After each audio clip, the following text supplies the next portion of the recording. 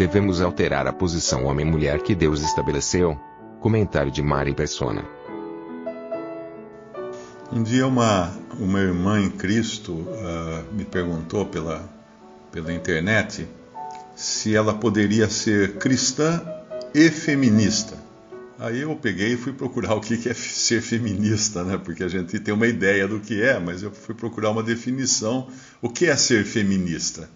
E aí encontrei na Wikipedia. A Wikipedia geralmente dá as definições pasteurizadas das coisas, né? Porque ali todo mundo pode entrar e corrigir, mudar, alterar, e o que acabar ficando é o que é consenso entre muita gente. Ali é a sabedoria pasteurizada, consensual. Ali diz que feminismo é um conjunto de movimentos políticos, sociais, ideologias e filosofias que têm como objetivo comum direitos equânimes, quer dizer, iguais, e uma vivência humana por meio do empoderamento feminino e da libertação de padrões patriarcais, baseados em normas de gênero, e envolve diversos movimentos, teorias e filosofias que advogam pela igualdade entre homens e mulheres, além de promover os direitos das mulheres e seus interesses. Bom, pelo que eu li da definição, tem muita coisa ali que é bem boa, é apropriada, tal, mas muito do que os homens tentam fazer é uma reação a erros, né, que ao longo do tempo foram praticados, com certas distinções, às vezes até de opressão do homem sobre a mulher, e aí tentam corrigir, e quando tentam corrigir, passam dos limites e acaba dando isso daí. Porque no momento em que eu leio que nessa definição, que a ideia é dar empoderamento feminino pela libertação de padrões patriarcais, aí eu já encontro um problema aí, porque a Bíblia, ela é patriarcal. A Bíblia, o padrão bíblico é patriarcal. E o padrão bíblico da vida cristã é patriarcal, porque nós estamos submissos a um pai, que é Deus. O cristão pode chamar a Deus de pai, e não chama a Deus de mãe, não é? Como aquela aberração que saiu aí um tempo atrás de um livro chamado A Cabana, onde o Deus ali é uma mulher. Então, essas coisas que os homens tentaram querer corrigir algumas injustiças na sociedade e passaram do limite e caíram num erro muito mais grave. Porque Deus estabeleceu as coisas assim: existe pai, existe mãe, existe filhos, existem patrões, existem empregados, existem servos, existem chefes, autoridades e tudo mais. Eu já vi até pessoas alegarem que hoje em Cristo está tudo igual, não tem diferença, homem e mulher não tem diferença. A passagem usada é Gálatas 3, versículo 26, que diz assim: porque todos sois filhos de Deus pela fé em Cristo Jesus. E aí continua: nisto não há judeu nem grego, não há servo nem livre, não há macho nem fêmea, porque todos vós sois um em Cristo Jesus. Bom, isso aí, se não há macho nem fêmea, então nós ficamos num impasse. Então quer dizer que está tudo bem ficar todo mundo igual, não ter mais distinções de gênero, o homem pode ser mulher, a mulher pode ser homem. Não está tudo bem, porque isso aí está falando em Cristo. Essas diferenças em Cristo, elas não existem. Não existem. Ali fala que todos igualmente são filhos de Deus pela fé em Cristo Jesus. Então, não tem um que seja mais elevado ou numa posição melhor que o outro. Em Cristo. Mas na natureza, na ordem que Deus colocou na natureza, no mundo, sim, existe essa distinção. Existe. E querer pular isso é desvirtuar totalmente o que Deus fez. O Salmo 2 mostra essa definição da própria Wikipedia, aí fala que é o conjunto de movimentos políticos, sociais, ideologias, filosofias e tal, mas o Salmo número 2, ele fala o que Deus pensa do conjunto de movimentos políticos, sociais, ideologias e filosofias. No Salmo número 2 diz assim: porque se amotinam os gentios e os povos imaginam coisas vãs? Os reis da terra se levantam, os governos consultam juntamente contra o Senhor e contra o seu ungido, dizendo: rompamos as suas ataduras, sacudamos de nós as suas cordas. Aquele que habita nos céus se rirá, o Senhor zombará deles. Salmo 2, versículos 1 ao 4. Então Deus ri, ele ri dos movimentos humanos que tentam mudar a ordem que ele estabeleceu. Ele ri, porque é loucura, é totalmente loucura o homem querer fazer as coisas diferentes. Porque quando nós pensamos em igualdade, as consequências agora são graves, porque a coisa vai se desdobrando, não fica só no respeito mútuo, né? Tudo bem, a mulher pode trabalhar, o homem pode trabalhar, o homem deve respeitar a mulher respeita o homem, tudo bem. Isso aí, até aí, tudo bem. Mas quando se busca igualdade, nós caímos lá em Romanos. Em Romanos capítulo 1, quando Paulo fala da loucura que foi quando os homens passaram a adorar o ser humano, quando o humanismo entrou na raça humana. O que é o humanismo? É o homem como centro. Então, quem define as coisas como elas são, então é o homem. É o homem que define. Os padrões são colocados pela humanidade, não mais por Deus. Isso é humanismo. Então ele coloca lá, Paulo fala assim: dizendo-se sábios, e é assim que os homens pensam que são, não é?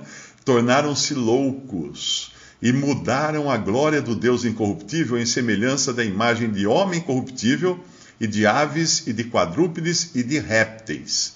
Veja que interessante a ordem dos animais aí. Começa com o homem, que é a classe mais elevada dos seres viventes, e vai descendo, porque a hora que você começa a colocar o homem como centro de tudo, você cai na idolatria, inclusive cada vez mais baixa, né?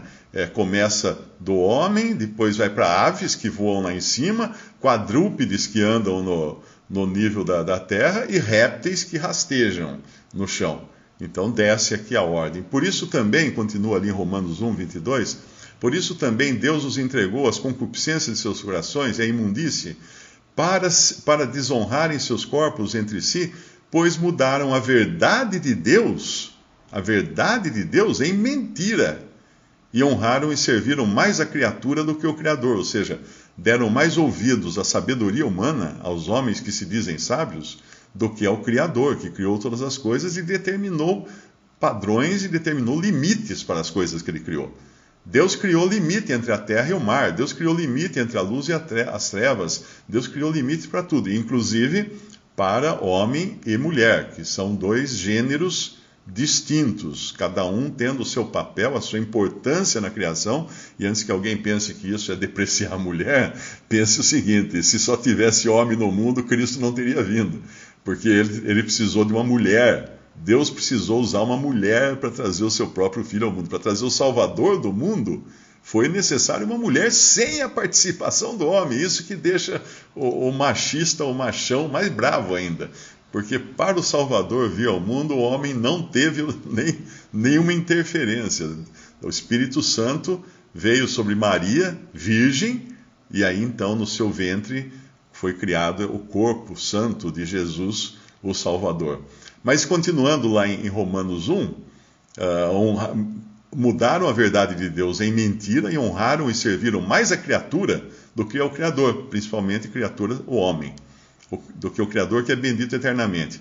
Por isso Deus os abandonou às paixões infames, porque até as suas mulheres mudaram o uso natural, no contrário à natureza. As mulheres mudaram o uso natural, no contrário à natureza. Que natureza? A natureza que Deus colocou, macho e fêmea. Deus colocou uma distinção, Deus colocou parâmetros, tem aí a borderline, né? Tem as divisas, assim como existem países. Eu não posso invadir o outro país, tem uma divisa lá. Do lado de lá da divisa é outro comando, é outro presidente, é outra lei. Deus colocou limites também na espécie humana. Aí ele fala que porque, né, as mulheres mudaram o uso natural, no contrário à natureza, semelhantemente também os homens, deixando o uso natural da mulher, se inflamaram em sua sensualidade uns para com os outros, homens com homens, cometendo torpeza e recebendo em si mesmos a recompensa que convinha ao seu erro. Alguém pode chegar aqui e falar assim, o Mário vai ser processado porque ele está fazendo discriminação entre homem e mulher, entre gêneros. Não, eu não estou fazendo nada, estou lendo a Bíblia. Se alguém tiver que processar, processe Deus, porque a palavra de Deus é que diz essas coisas. É como, mesmo que viesse para mim um participante aí dessas ideologias que existem hoje, modernas, e dissesse para mim que isso seria errado eu ensinar essas coisas, a primeira pergunta que eu faria para essa pessoa seria a seguinte: o que a Bíblia diz sobre esse assunto? Você sabe? Essa pessoa iria falar assim, não, a Bíblia diz que tem macho e fêmea, homem e mulher, que o homem não pode ter relação com a mulher, com homem e mulher com mulher. Eu falei, então, agora você vai ser processado também. Você acabou de falar a mesma coisa que eu falei. Porque, na realidade, é a Bíblia que diz, autoridade nenhuma humana.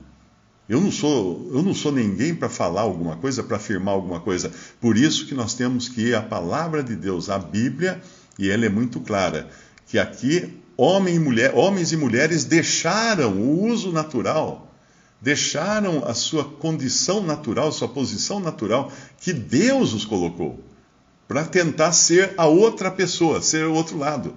O homem querendo ser mulher e a mulher querendo ser homem. Isso é basicamente a descrição lá do feminismo, numa forma mais crua, né, numa forma mais radical, quando a mulher quer ser homem. A mulher quer ter todos os atributos de homem, todos os direitos de homem. E o homem, então, cede esses direitos e atributos à mulher.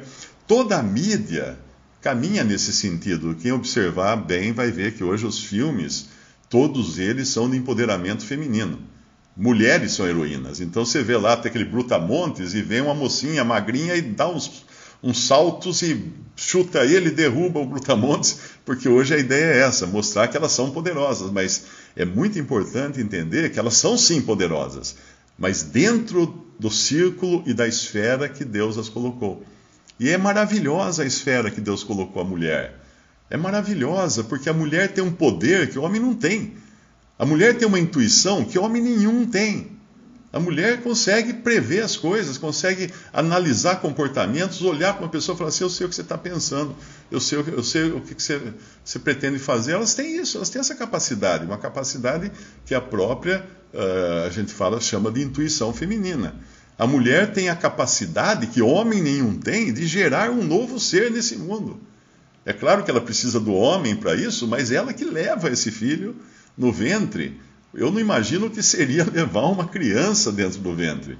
Então, e Deus na Bíblia, se nós pegarmos uma coleção das mulheres bíblicas, nós vamos ver que Deus usou mulheres de maneiras fantásticas na Bíblia. E mesmo quando os homens afinavam, se acovardavam, né, como lá no Antigo Testamento, Débora era uma juíza, porque não tinha mais homens que pudessem ser juízes, os homens estavam acovardados, como hoje, né, essa geração atual. Deus pega Débora, então, pega uma mulher, e aí quando precisa matar um general, acho que era Cícera, né, se não me engano, o rei se recusava, tinha medo, como é que era o nome dele agora? Não estou lembrando o nome dele. O rei se recusava a ir fazer isso, a fazer esse trabalho de matar o inimigo. Ela vai, porque o rei fala assim, eu só vou se você for comigo, fala para Débora. Olha que absurdo, como um homem se acovardou dessa maneira, ao ponto de falar que ele só ia cumprir uma ordem divina, que Deus ia empoderá-lo para isso, se ele fosse segurando na saia da mulher, porque se não fosse segurando na saia de Débora, ele não iria. Então, essa passagem, eu acho que o nome dele está em Hebreus 11, e é interessante porque em Hebreus 11 é como Deus enxerga as coisas, e ele fala Baraque, Hebreus 11:32, né? Ali são os homens de fé e mulheres de fé também, porque fala da própria meretriz Raabe, a maneira como Deus enxerga. Então nós vamos no Antigo Testamento, nós encontramos a história, como aconteceu. Mas quando nós vamos lá para o Novo Testamento, nós olhamos o que Deus registrou. Porque na realidade Deus tinha escolhido Baraque para ir lá fazer esse trabalho. Mas como ele se acovardou, Débora precisou ir e deixar que ele fosse segurando na saia dela. Mas aqui, quando Deus dá o crédito, ele dá o crédito àquele que ele escolheu para fazer o serviço. Embora Débora tivesse feito um trabalho gigante ali na função, porque os homens falharam. Então, muito do que existe hoje, em termos de mudança de posição da mulher querendo invadir o terreno de homens, né, é porque os homens falharam. Os homens hoje estão numa condição miserável, numa condição acovardada. Os homens estão. Isso eu, como homem, sei também disso. Me incluo na lista homens aí. Os seres humanos do sexo masculino, do gênero masculino. Mas pensar numa cristã feminista é destruir todo o conceito de hierarquia que Deus coloca para nós. Onde existe Deus Pai, cabeça de Cristo, Deus cabeça de Cristo, Cristo cabeça do homem, o homem cabeça da mulher. Isso aí, inclusive, eu acho que tem um versículo nesse nosso capítulo mesmo, de Efésios, que ele vai falar, Efésios 5, no versículo 23, é o seguinte, né? Porque o marido é a cabeça da mulher, como também Cristo é a cabeça da igreja, sendo ele próprio o salvador do corpo. Lá em 1 Coríntios 11 é acrescentado também nessa ordem da criação, Deus como sendo cabeça de Cristo. É só um ponto mais que eu pensei agora, nesse sentido de o marido amar a esposa, é que o amor real do marido pela esposa é o amor que pode chegar até a morte, né? Amar a vossa esposa assim como Cristo amou a igreja e a si mesmo se entregou por ela. Porque aí é um amor de um que não aborrece a sua própria carne, né? No sentido de que ele dá valor à esposa como sendo a sua própria carne. São os dois uma só carne. Então, ele estaria disposto até a morrer por ela. Né? É estranho falar isso, mas, na realidade, a posição em que a Bíblia coloca a mulher em relação ao marido é muito mais elevada. É interessante isso. Quem parte para feminismo, essas coisas, não entendeu ainda o valor que Deus dá à mulher, não só aqueles que eu já mencionei, como o fato de ter trazido da mulher o Salvador do mundo, mas quando a gente vai lá em Gênesis, nós encontramos que Adão, o nome Adão significa humanidade, né? Assim, homem ou humanidade.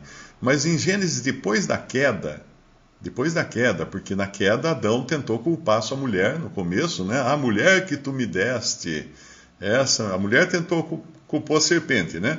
A serpente me enganou. E Adão tenta enganar a mulher, culpar a mulher. A mulher que tu me deste, essa, né, me enganou e tal.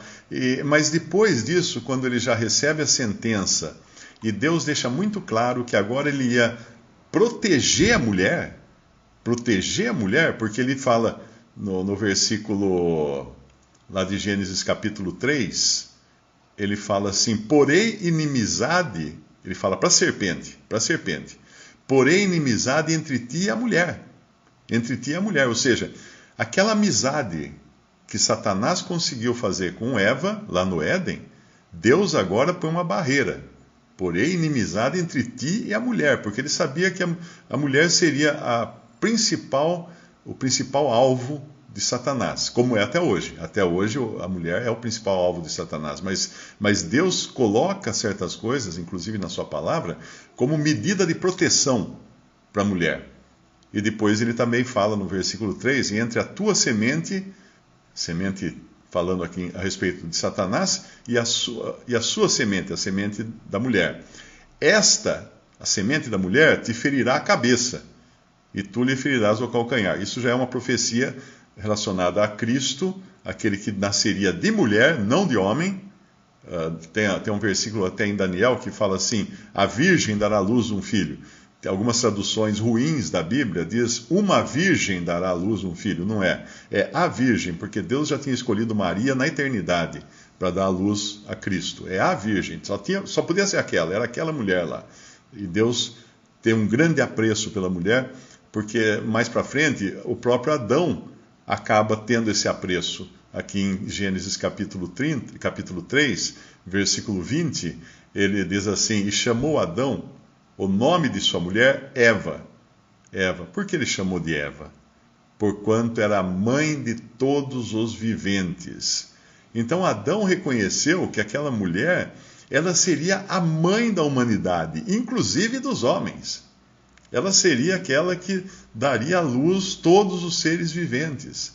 Isso não é pouca coisa, isso não é considerar a mulher inferior. Olha o mundo em volta, todos nasceram de uma mulher. Foi isso que Adão quis dizer que aconteceria e aconteceu, é assim mesmo.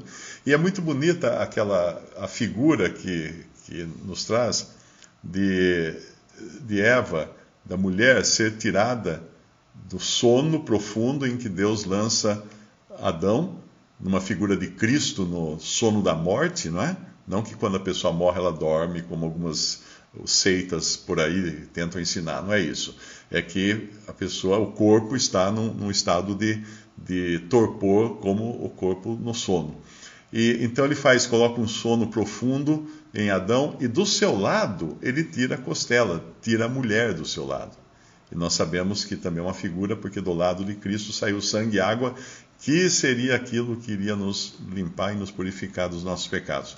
Mas ali, quando ele tira do lado de Adão uma mulher, tira uma costela e dela faz uma mulher, isso também tem uma simbologia bonita, né? De pensar que a mulher, ela não foi tirada da cabeça do homem para dirigir o homem, para mandar no homem, para pensar pelo homem. Não, ela foi tirada do lado, perto do coração e debaixo do seu braço de proteção. Esse é o lugar que Deus quis tirar a esposa para o seu filho, que é a igreja. Se nós pensarmos em feminismo, pensa em feminismo, vamos pensar assim então. Tá bom, então feminismo, tem que ser feminista, legal. Cristo é a noiva, não é? É. Então ela tem que ser também igual a Cristo, no sentido de ela tomar as rédeas e tudo. Não pode, porque Cristo é o cabeça da igreja. Cristo é o cabeça da igreja. A noiva é a igreja e ela é submissa ao seu marido, que é a cabeça. O que nós vemos hoje na cristandade? Uma esposa não submissa. E vê no que deu. Sabe como vai acabar essa esposa que não é fiel e não é submissa ao seu marido? Vai acabar na cristandade oca de Cristo, chamada de a grande meretriz em Apocalipse. Babilônia, a grande meretriz. É a mulher que, quando João a vê, ele se espanta. Por que ele se espanta? Porque não era para ela estar assim. A mulher tinha que ser a noiva do cordeiro. Mas ele vê uma mulher, ele fica espantado com aquela mulher, porque ela está montada sobre a besta. E lembre-se que lá em Apocalipse a besta é o governo humano. É o poder secular. E quem está em cima do poder secular? Uma mulher, que é a cristandade corrompida e apóstata daquela ocasião, já sem os verdadeiros cristãos que foram arrebatados antes, na passagem do capítulo 3 para o 4 de Apocalipse, os cristãos foram levados embora. Do capítulo 4 em diante, a igreja não aparece mais na terra, mas aparece a casca oca. A casca oca, como a cigarra que você acha às vezes no jardim, aquelas cascas ocas da cigarra. Parece uma cigarra, mas não tem nada dentro. Ela é uma casquinha só, uma casquinha que não tem nada dentro, não tem cigarra mais dentro. Assim será a grande meretriz Babilônia, a grande. Ela domina sobre os poderes humanos, domina sobre a besta, domina sobre os homens, como é hoje já grandes instituições religiosas, elas hoje dominam sobre governos. Quantas vezes governantes chamam alguma igreja, ou principalmente a igreja católica, que é a mãe de todas as prostituições, que é chamada lá na Babilônia, é chamada mãe de todas as prostituições lá em Apocalipse, chama para fazer as pazes entre dois países, uma guerra, alguma coisa assim. Então, essa mulher, que deveria ter sido submissa, falando agora da igreja, né? que acabou virando na grande casa e na cristandade, ela não foi submissa. E o que aconteceu com ela? Ela se degradou ao ponto de ser vista como uma prostituta com muito poder. Ela tem poder. Ela é empoderada. Você quer encontrar uma mulher empoderada? Procure Babilônia, lá no Apocalipse. Ela tem um empoderamento tremendo. Ela domina sobre os reis da terra. Ela tem o comércio dela, tem tudo. Mas o que ela é? Ela é uma ruína. E aí a besta a derruba e come as suas carnes. Ela é destruída pela besta lá em Apocalipse. Mas acho que eu estou indo muito longe aqui com o Apocalipse, né, que foge bastante do nosso assunto aqui. Mas só para mostrar que a mulher no seu lugar é o lugar mais abençoado que ela pode ter. E o lugar de maior importância na criação, como mãe de todos os seres viventes. E foi o marido dela que disse isso, que pôs o nome de Eva nela, para deixar muito claro quem ela era.